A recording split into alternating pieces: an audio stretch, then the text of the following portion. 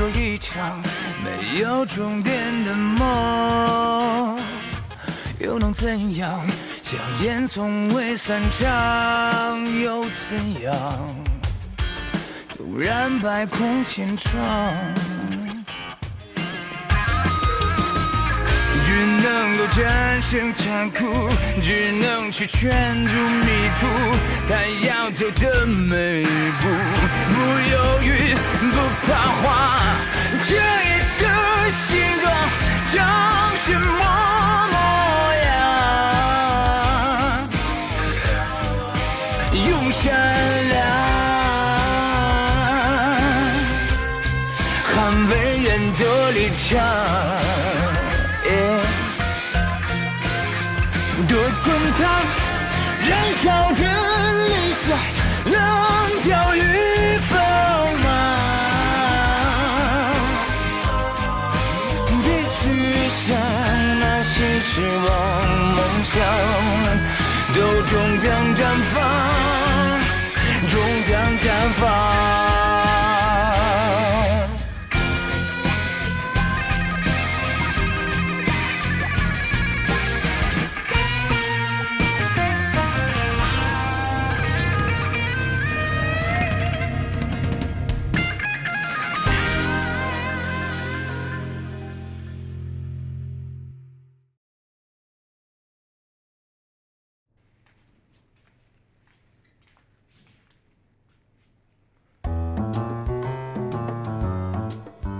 你这干什么呀？我穿裙子了，我现在可以跟我姐说实话了。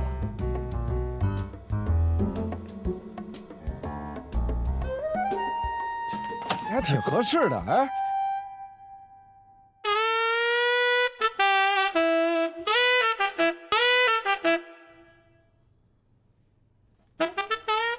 姐，你别误会啊！哎，姐，你回来，我跟你说啊，你别误会啊，他是这么回事，你过来坐下。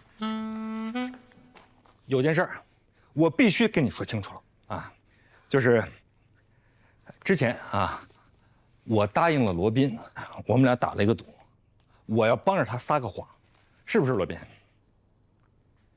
我当时就跟你开个玩笑。没想到你还当真了！不，君无戏言。如果我不帮着你骗我姐啊，那么我就要穿裙子。但是姐，我必须把这个实话给说出来啊，哪怕是穿裙子，我也一定要说出来。那就是刘英美，我没有跟她借过钱。啊，没关系，不重要这不重要，是吧？不，姐。我现在说的可都是实话，都是实话，一点都没有骗你。你要不信我，你可以问罗宾，啊，你问罗宾，罗宾你说，是不是实话？是实话。哎，是实话。实话。啊，我相信。那什么。其实我来吧，就是想给你收拾屋子，没别的事儿。不，姐，你坐着啊！你不用给我收拾屋子啊！你不用给我收拾屋子，从今以后我自己收拾屋子。对呀，以后就自己收拾屋子啊！那什么，我今天来就是给你买点水饺，我放这儿啊，自己弄着吃。没什么事儿，我就先走了。哦，那我跟您一块儿走，我送你。站住！我今天必须得把这话说清楚了。姐，是这样啊，我姐夫跟你婚姻生活这么长时间啊，他有一段时间呢，他非常的不快，他非常的压抑。当然，这个原因有一部分是我给造成的，所以我呢，要向你表示诚恳的道歉。还有，我姐夫的在天之灵，我也要向他道歉。在我姐夫这段漫长的痛苦过程中，他有一个朋友给他提了一个建议，那就是让他离婚。但是如果他离婚了，啊，那么你们婚前我为你们写的那个婚前协议，他就会一无所有。所以他这朋友呢，就有给他的一个建议啊，让他呢弄这个虚假债务。但是我姐夫从来就没有用过这个办法。虽说我姐夫去世了，你在他的那些遗物里边找到了很多的记录，但是这些记录，我弟弟是不是应该去医院看看？啊不，没事儿，你放心。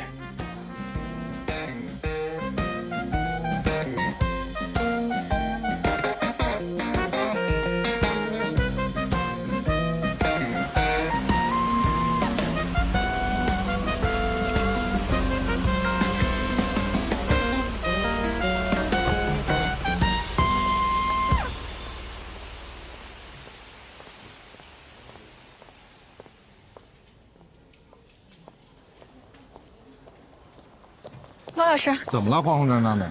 麦飞他被拘留了，他扇了保姆一个耳光，如果光是扇了一个耳光，不至于拘留吧？保姆验出了轻伤。那就不是拘留那么简单了。故意伤害轻伤，处3年以下。他绝对不是故意伤害。走吧，我陪你去。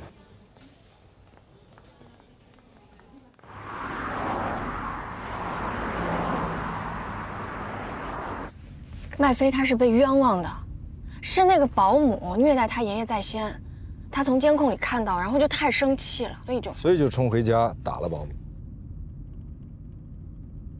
亏得还是一个律师，一点法律常识都没有。保姆虐待老人可以去报案。是，他当时就是有点太冲动了嘛，所以。那监控视频呢？那个保姆求着他删掉，他就删了。愚蠢。警察说让我帮他找个律师。那警察是不是还说，让你找到那个保姆，赔偿人家一点钱，写份谅解书？马上找到他的地址。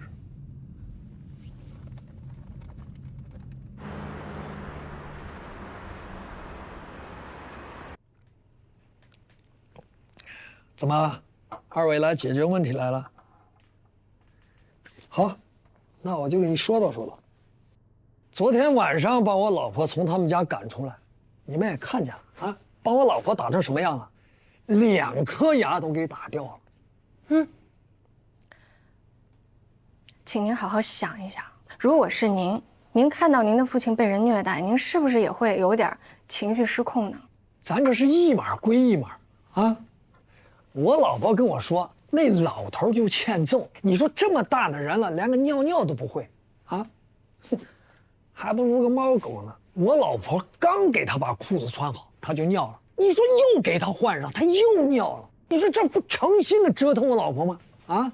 您这2颗牙是什么时候掉的？啊，昨天当场给打掉的。不可能！怎么不可能？他自己都承认打人了，跟警察都认了。您老婆知道的，我当时就在现场，我看到了，没那么严重，血都没有流，我没有看见牙齿掉了。是你说了算还是我说了算？我告诉你，我们这已经构成轻伤，已经验过了。那您这个鉴定时间是什么时候做的？肯定是被打了以后才做的。行了，行，我跟你们2位也不说这么多废话了。一句话啊，1颗牙50万，2颗100万，你们给钱，我们就不告了。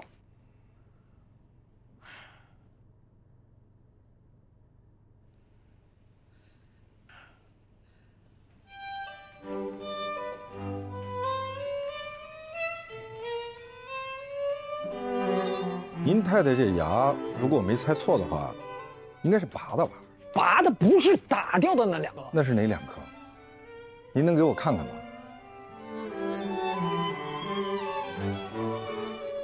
黛西，你来给他们普及一下诬告陷害罪。好的，捏造证据诬告陷害他人，意图使他人受到刑事追究的，情节严重者，处3年以下有期徒刑、拘役或者管制；造成严重后果的，处3年以上10年以下有期徒刑。我们不告了，那打就打了，他就。我想你们到现在还没闹明白，他没有打你，我们不追究你们的刑事责任已经很客气了。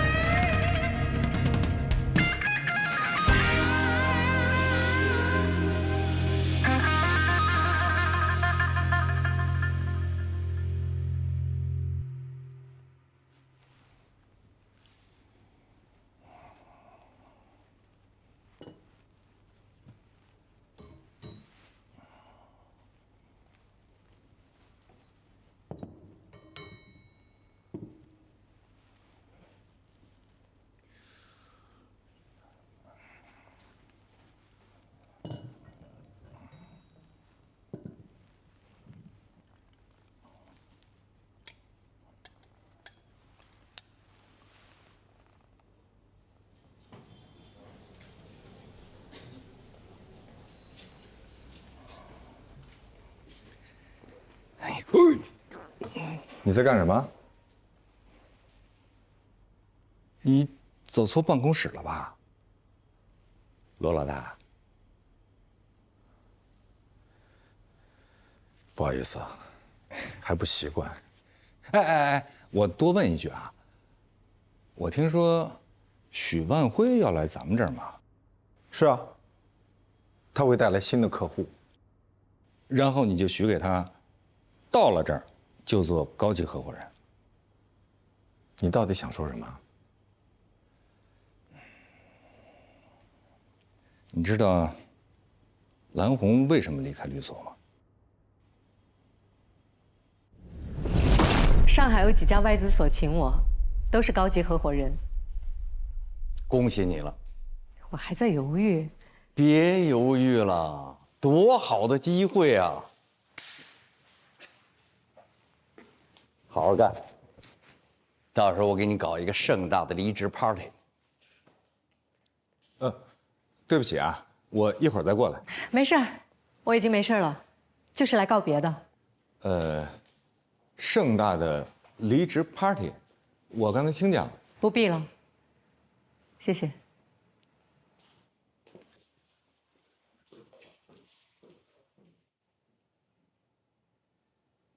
我没办法给他高级合伙人的位置，为什么？这不是明摆着的吗？你们干了多长时间，他才干了多长时间？我要是给他高级合伙人的位置，你们能平衡吗？你们不平衡，谁给我干活啊？这实话吧？当时我在场。如果封印是你，我不是封印。当然了，我知道啊，你不必去做封印。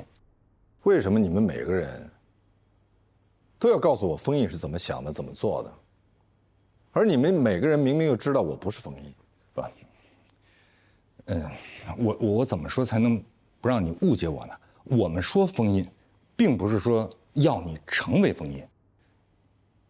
其实你的这种此时此刻的感受，我体会过。真的，你像很长时间以来，别人都在跟我说罗宾是怎么做的，罗宾是怎么说的，甚至有人说我们俩关系不好，说我想要灭掉你。但是我指天发誓，我从来没有这种想法，我顶多是想要成为另外一个你。但是后来兰兰跟我说了，她说我不必成为另外一个你，尤其是不能做一个盗版的你，要做就做正版的自己。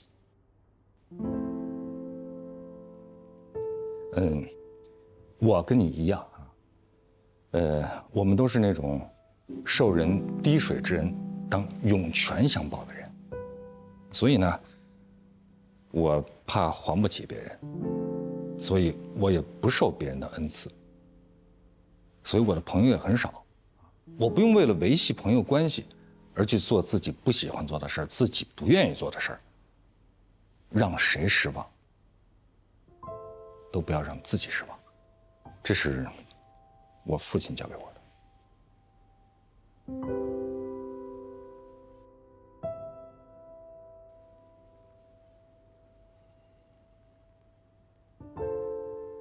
谢谢你父亲。不客气。啊，这句话是我替我父亲的在天之灵对你说的，不客气。我为你骄傲。这句话，我是替你父亲的在天之灵说的。我为你骄傲。我是在认真的跟你说。我也是，非常认真。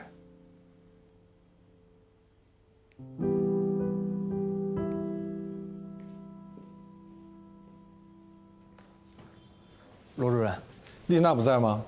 丽娜姐她一会儿过来，您找她有事儿吗？啊，不是她找我。哦，对，她有东西要给您，您等一下。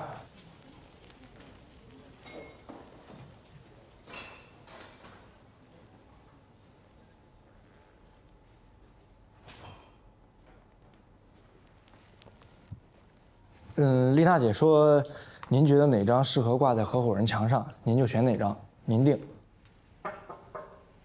不好意思打扰了，找丽娜还是找我？找你。你让她自己定吧。啊。什么事儿？柯东要换人，换谁？焦恩。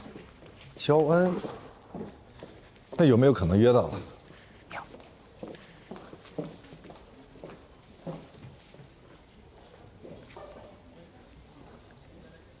丽娜的照片真的要挂在这儿吗？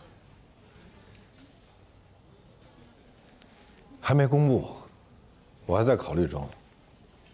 权益合伙人或者类似的职位。我约好焦恩的时间告诉你。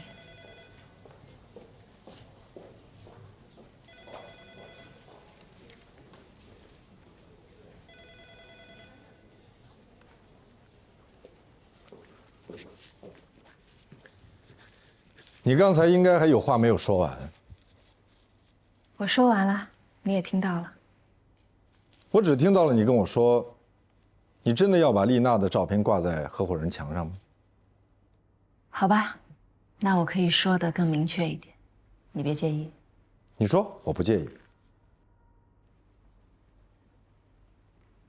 我喜欢全景，因为我喜欢这里公平纯粹的工作环境。虽然别的律所也有这样的先例，不是律师也可以做权益合伙人，但是在全景不应该有这样的先例，至少现在不应该有。你的意思是，我不应该提拔丽娜？你当然应该提拔丽娜，她忠心耿耿，劳苦功高。可她不是律师，她是你的秘书。如果你轻易的就让她做了全景的权益合伙人，我想大家都会觉得不公平、不妥当。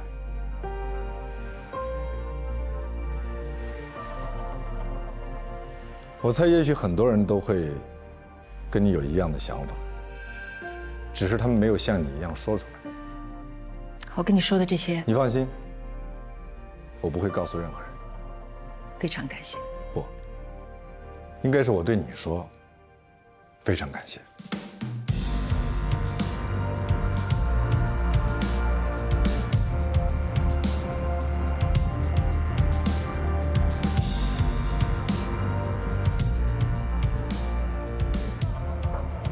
哎，老大，我来是想跟你说，许万辉可以来，但是不能一来就做高级合伙人。您说什么？你听到了？可是我已经跟许万辉说了，他是我哥们儿，您是答应过我，我是先问过您才跟他说的。抱歉，我当时并没同意，但是可能让你误以为我同意了，所以我来就是跟你明确一下。老大，那这样，您看您能不能同意1年以后让他当高级合伙人？如果他业绩可以达标的话，当然。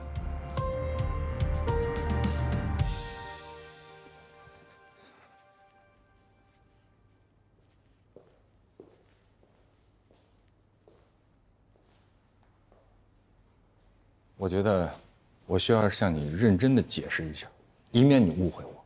来，你坐。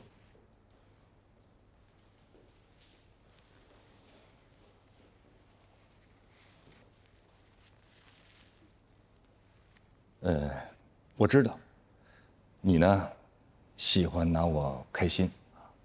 我也知道，也许我对于你的意义，并没有你对于我的意义这么重要。但是你是我的朋友，而且我们没有几个朋友，所以我对这份友谊非常的重视，非常的重视。你到底想说什么？对于许万辉，我没有意见。如果是非得让他做高级合伙人，他才肯来，那好，那就这样呗。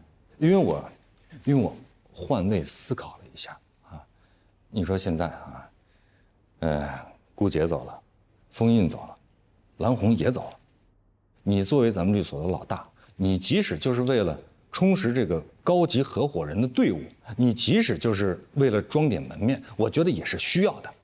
如果换个人，恐怕早就跟你翻脸了。我说了什么让你翻脸的话吗？装点门面，是这句话吗？哎，你抓重点好不好？我不是说你再装点门面，我是说你即使是为了装点门面，那我也同意。我不同意。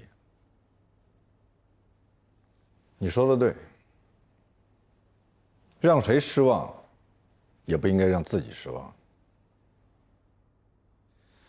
所以我已经跟他们说了，许万辉可以来，但绝对不能是高级合伙人。我就知道你不会让我失望的。喂，能不能正经点？他不能过来就当高级合伙人的，要不然我们这些人怎么办？赶紧去忙吧。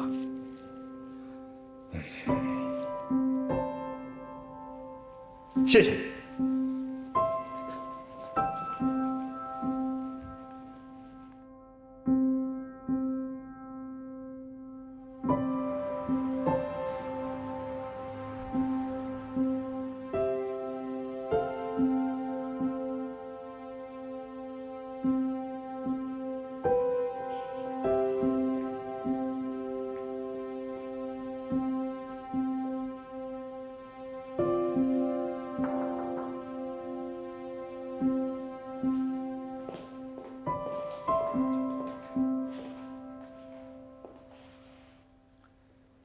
什么事儿？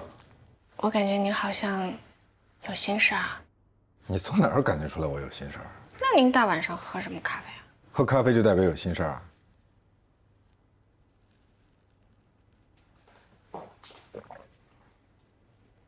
您可以和我说说。我没心事儿。你有事儿吗？我是过来感谢您的，为什么感谢我？为您每一次匡扶正义、除恶扬善。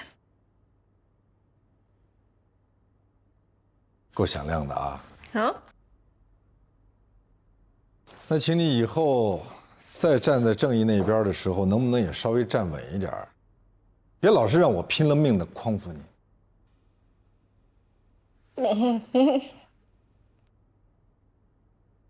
下班回家了。少喝点儿。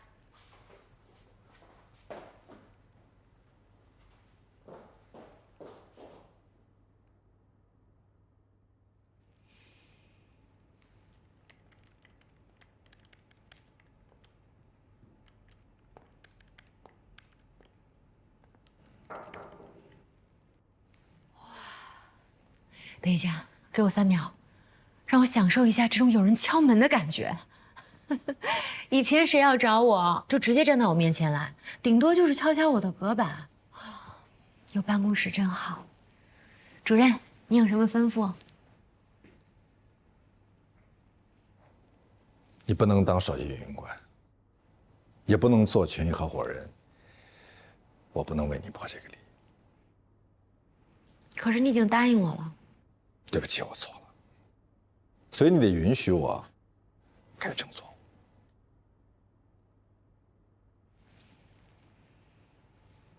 我要是不允许呢？我并没有跟你签协议，也没有让人事部门发出正式的人事任命。你应该说话算话。这是你的聘任合同。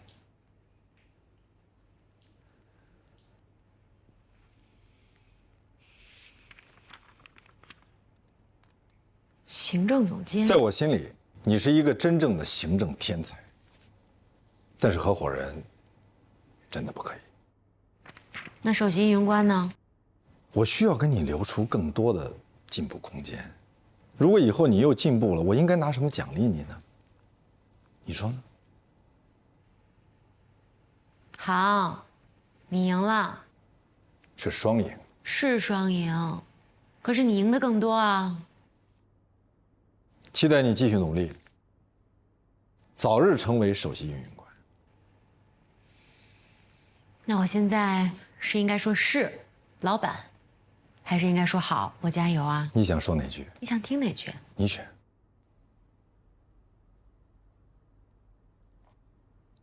是，老板。好，我加油。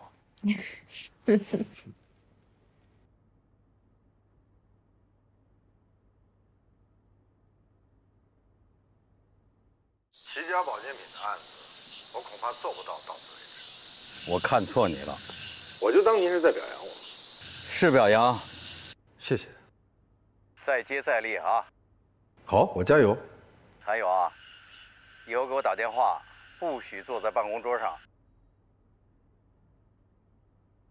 好。再给你打电话，我一定沐浴更衣，以示庄严。哈哈哈哈！这可是你说的哈，必须说到做到。谢谢，谢谢你，冯主任。挂了。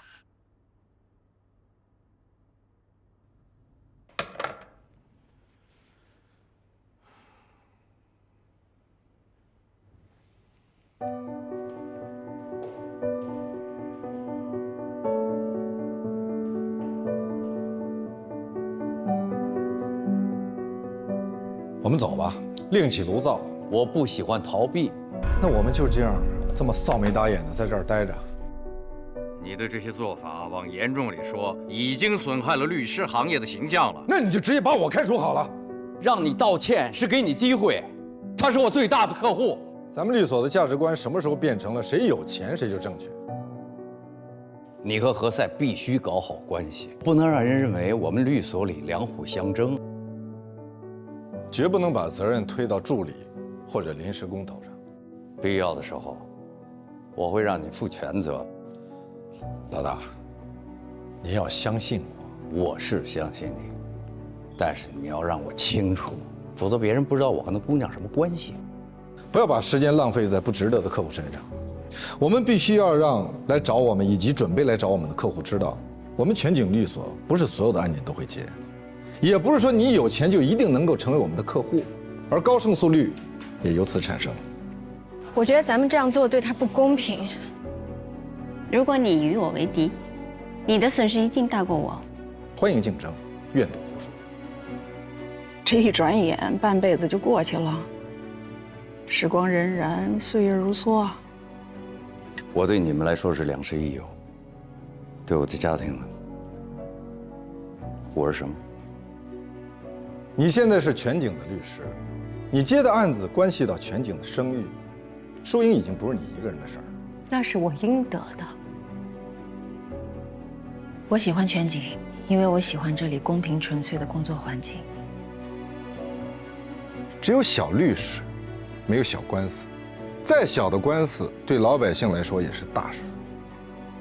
你为什么要对一个实习生的冲动负责呢？因为我年轻的时候我也冲动，而那时候是您站在我前面为我那些冲动负责。那句话是怎么说的？长江后浪推前浪。但是法律最重要的，还是应该要维护公平，而不仅仅是判定合同的有效性。您这样做真的很不光彩。我不需要你告诉我什么是对的、光彩的，什么是光明正大的。你为什么要这么做？因为这么做是对的。我是觉得需要帮助的人太多了。你是不是特别享受这种别人求你帮忙的感觉？我觉得助人为乐是美德。奸钱去除正钱是非常残酷的，所以才需要有人挺身而出。挺身而出的成本有多高？你计算过吗？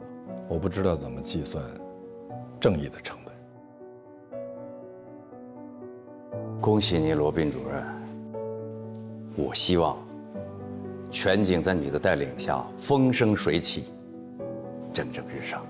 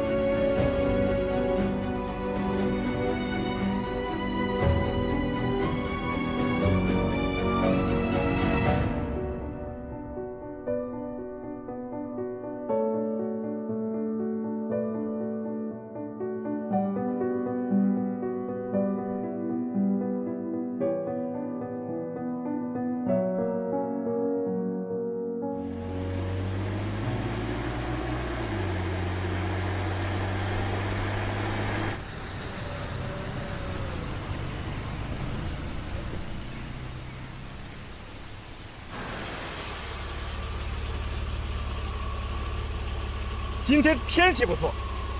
是啊，秋高气爽，一个收获的季节。我觉得你应该说呀，这是一个值得记住的日子。你以为我跟你在这儿是偶遇吗？实际呢？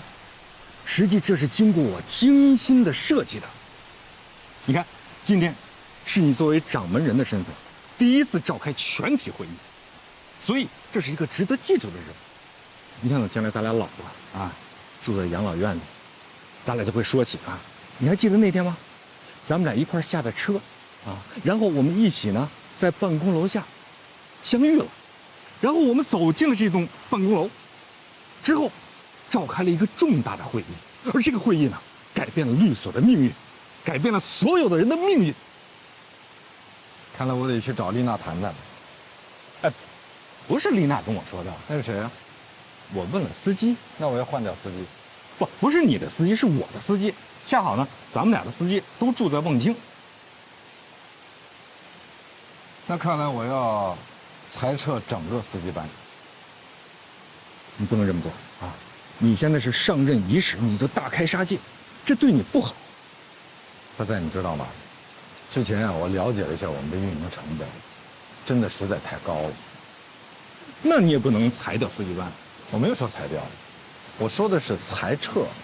裁撤的意思是，以后合伙人的司机啊、秘书这些行政成本，律所不再承担。那我的司机呢？跟大家一样，合伙人自己负责。那你的司机呢？我是主任嘛，这就不对了，这就大大的不对了。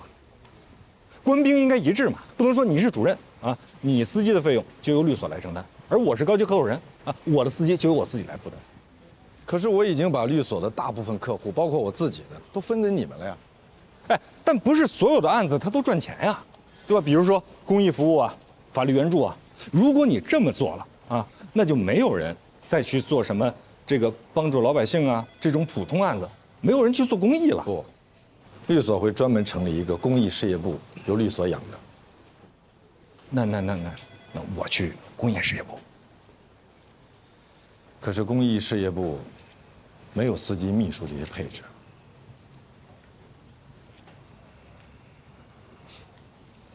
你说的没错，今天的确是一个应该被记住的日子。天气真的不错，我等着你说秋高气爽呢。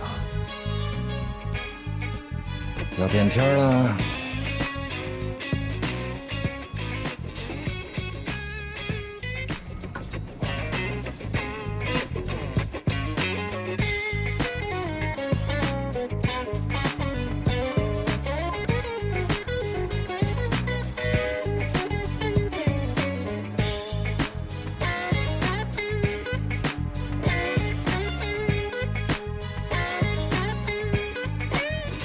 今天你们为什么要坐在这儿？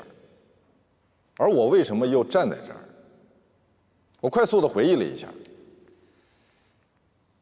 我发现迄今为止我参加过的所有会议，绝大部分都是台上的人废话连篇，台下的人昏昏欲睡。所以当今天我有资格站在台上，而你们坐在台下的时候，我决定不这么做。我希望，如果我有幸能够活到耄耋之年，而在座的各位，到那时候也都活在世上，我们再次相见，想起今天我们说的话，大家能够依然记忆犹新，言犹在耳。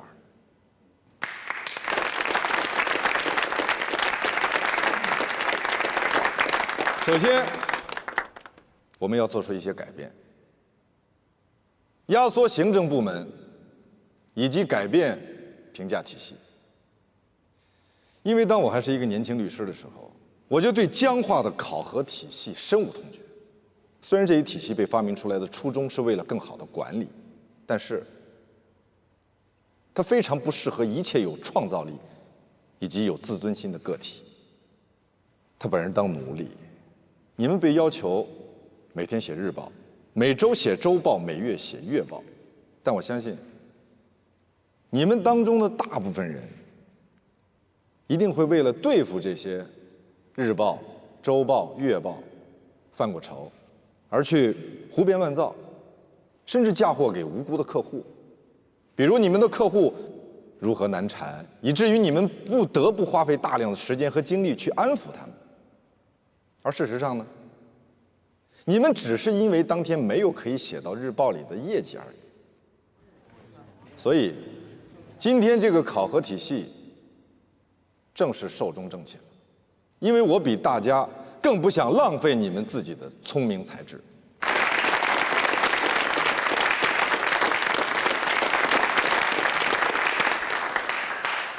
但是啊，这并不代表就不需要考核了。砸碎旧的东西总是容易的，任何一头驴都可以踢倒一个谷仓，但是建立谷仓，驴就不行了。这几天呢，我一直在思考，如果把全景比喻为一艘船，那么现在我就是船长。我要带着大家到什么地方去？这就是通俗的战略。全景的战略是什么？未来几年我们全景要成为一个什么样的律所？而在座的每一位又对自己的未来有一个什么样的职业期待？请诸位原谅，我不敢在这儿承诺你们在座的每一位都能实现自己的人生目标，获得自己想要的幸福生活。因为有些人的目标实现是以丧失良知为前提，有些人的幸福生活是建立在他人的痛苦之上，而我不希望你们中的任何一个人成为这样的人，我自己也耻于与这样的人为伍。今天我站在这儿所说的每一句话，都发自肺腑。所以我希望你们每一个人都能知道，都能清楚地知道我的目标，也希望你们能够认同我、支持我、赞同我的观点。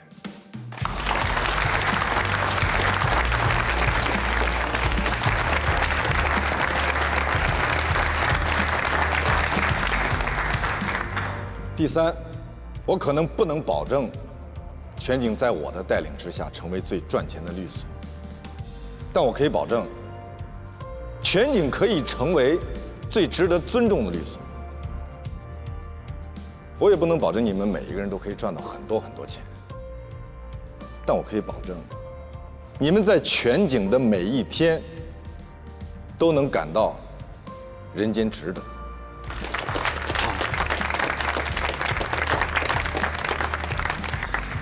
作为船长，我不能保证我们全景未来会一帆风顺，我也不能保证我们全景未来不会遇到大风大浪，但我保证，